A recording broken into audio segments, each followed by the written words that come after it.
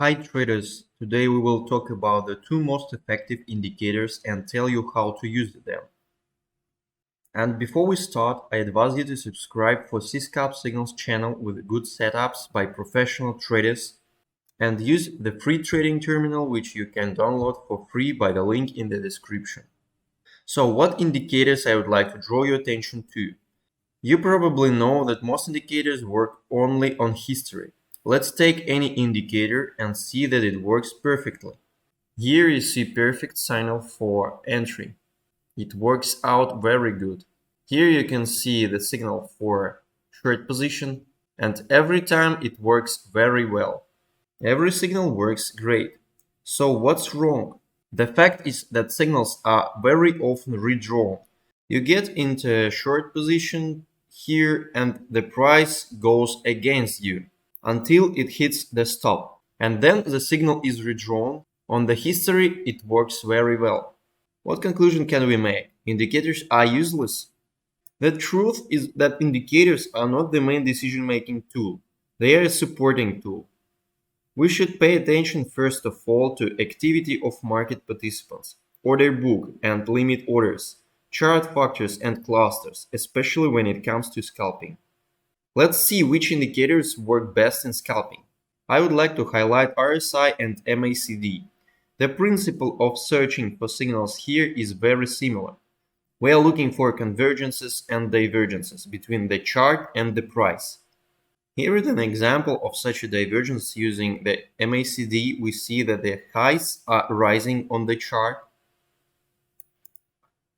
while they are falling on the indicator.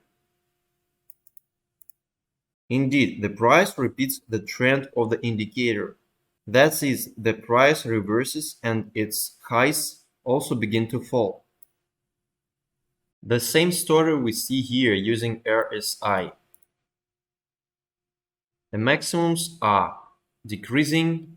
Here on the chart, the maximums are increasing. Then the price follows this tendency. And we see how the signal works out perfectly. What should we do to make such signals work out in the same way on our real trades? First of all, we must use additional factors. If there are some additional factors to this signal, there are reasons to enter. We trade the situation. On this instrument, we see the divergence in MACD. I see the activity of sellers, which is slowing down. I enter here from point of control in clusters and put a stop loss outside the zone, loading with small volume as I enter against the local trend. Here we see the next cluster appears on the same level. It's a good sign. Indeed, the price is reversing.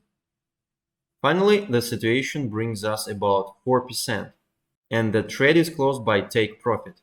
I entered very small volume just to show you how it works. As a result, we see a good working out.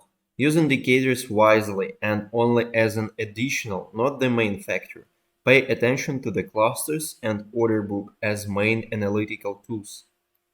Write in the comments below about which indicators you prefer. This video was prepared by the CSCAP Training Terminal team. Thank you.